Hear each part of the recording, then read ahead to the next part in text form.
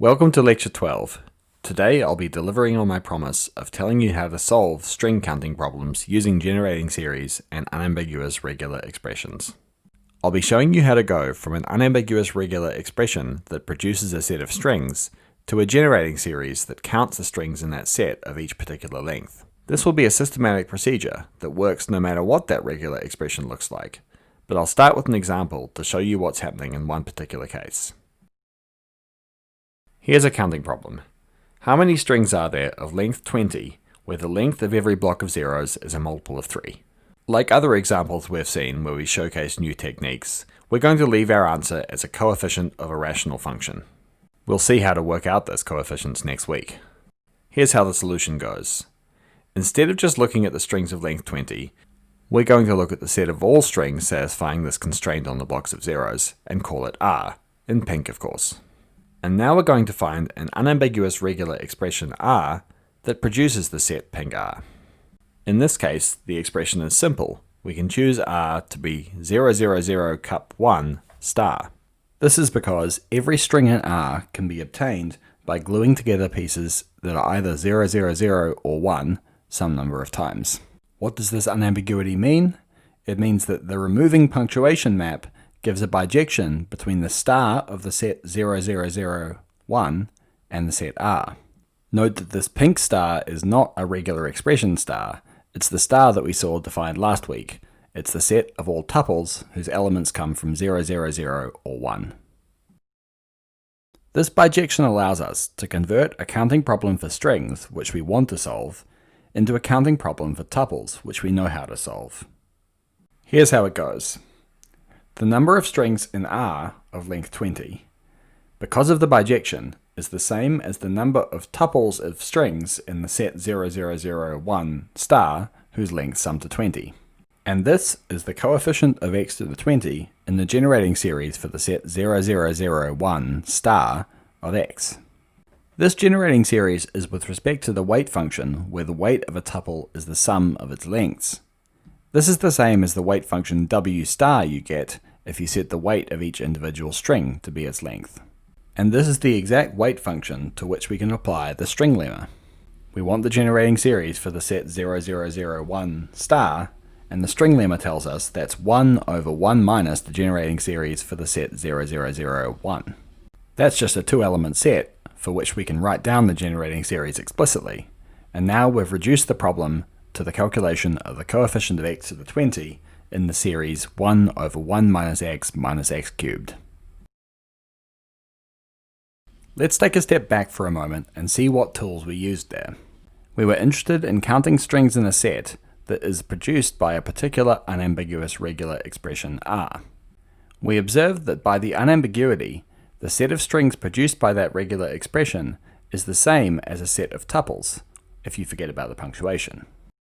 So to work out the generating series for the set of strings we care about, weighted by length, it's enough to work out the generating series for the set of tuples we've associated it with, where the weight of a tuple is the sum of the lengths of its elements. This is what the string lemma is good for, and we can apply the standard machinery that we learnt last week to figure out this generating series as a rational function. What we're going to see now is a way to shortcut this entire procedure, where we can start with an unambiguous regular expression and go straight to a rational function that we know is its generating series. We're going to use the term leads to describe the relationship between this generating series and this rational function. In general, any unambiguous regular expression will lead to a rational function. We need to define lead to recursively, because it's defined on regular expressions which are themselves defined recursively. This definition certainly has the same flavor as the 2 or 3 recursive definitions we've seen already in these last 3 lectures. First, the 3 simplest regular expressions. Epsilon, 0, and 1 will lead to the functions x to the 0, x to the 1, and x to the 1 respectively. Next, we need rules for the 3 ways to build a regular expression in terms of smaller regular expressions. If the expression R leads to the function f of x, and the expression s leads to the function g of x, then R cup s will lead to the sum of f of x and g of x. The concatenation of R and s will lead to the product of f of x and g of x. And finally, r star will lead to 1 over 1 minus f of x.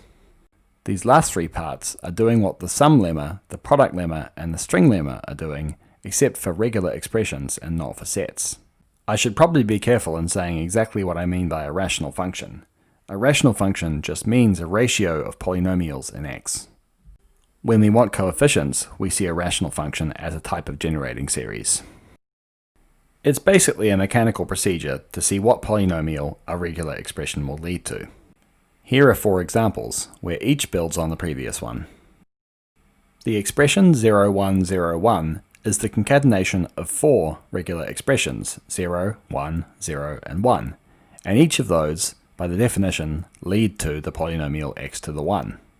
Concatenation turns into multiplication of functions, which means that the expression 0, 1, 0, 1 leads to x to the 4. The expression 0, 1, 0, 1 cup 1, 1 leads to x to the 4 plus x squared, because the cup turns into a plus, and 1, 1 leads to x squared. If we put a star in front of that, we simply move it down to the bottom of a fraction with 1 over 1 minus in front. And so on. We can build more and more complicated regular expressions, but it's easy to figure out what they lead to by decomposing them backwards into pieces and using the basic rules. In practice, it's much easier to figure out exactly what function a regular expression leads to than to figure out what set of strings it produces, simply because functions of one variable are simpler objects than sets of strings. Finally, here's the theorem that makes all this worth it. It says that if you have an unambiguous regular expression that produces a set of strings pink r and leads to a function f of x, then in fact f of x is the generating series for pink r with respect to length. So if you want to understand the number of strings in pink r of each particular length, it's enough to figure out the coefficients of the function that r leads to. We don't quite have all the language we need to give a formal proof of this, but the first example I gave in this lecture contains an idea of why it's true. If r is really an unambiguous expression, then pink r corresponds to a set pink r primed that's a set of tuples rather than a set of strings. Sets of tuples are things that we can apply the product, sum, and string lemmas to.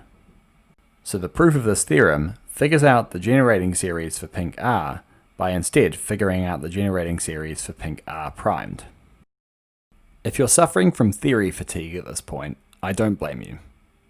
It really has been necessary to set up all this theory, regular expressions, unambiguity, and how they relate to generating series, to solve the problems we want to solve. Now it's time to solve some.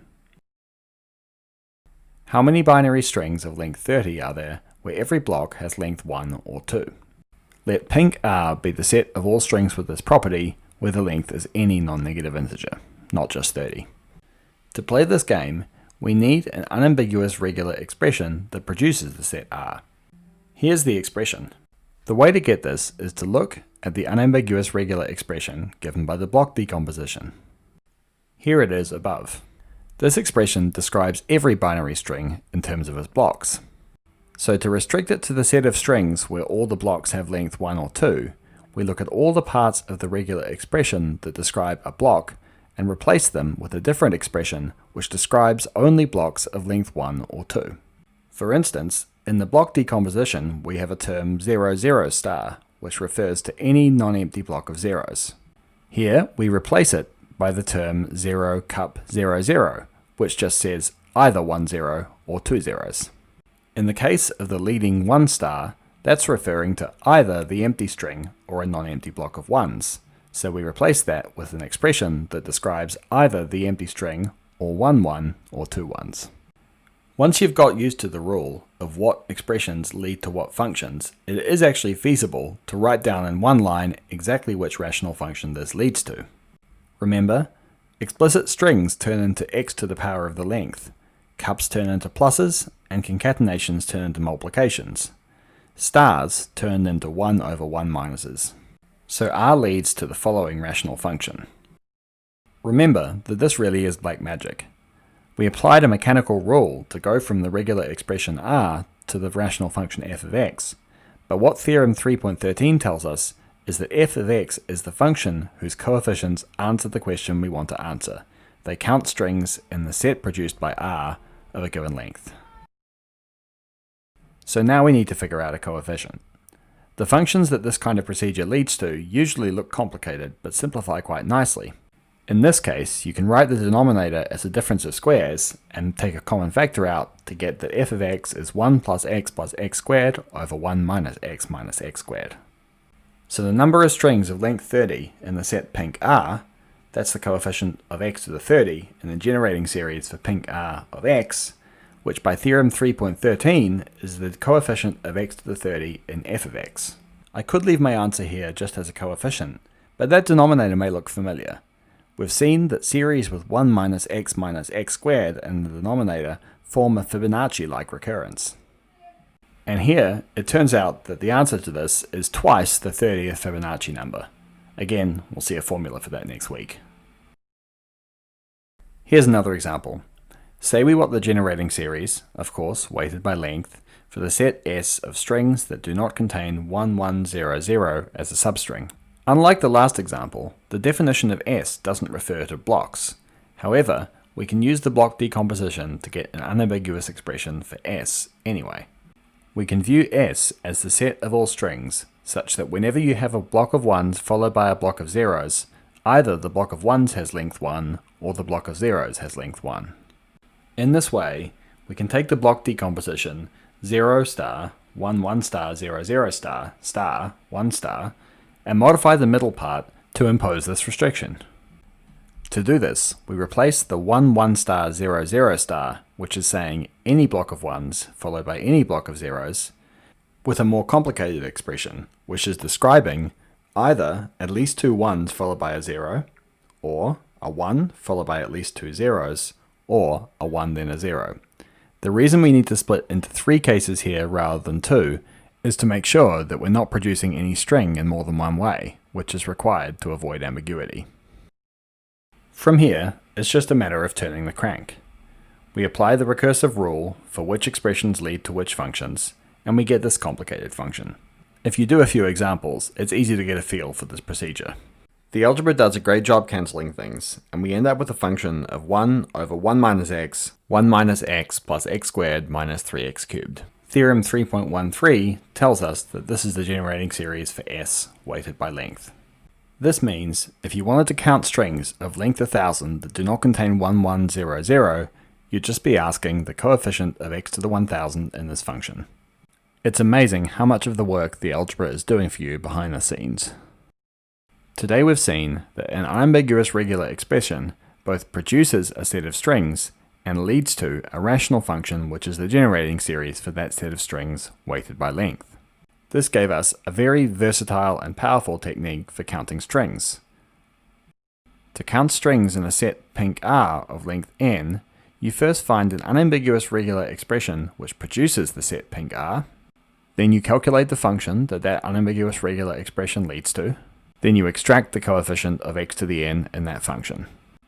This makes many string counting problems easy, which would have been almost impossible to approach directly. Next week, we'll see how to extract coefficients in the cases where the negative binomial theorem is not enough. Thank you for watching.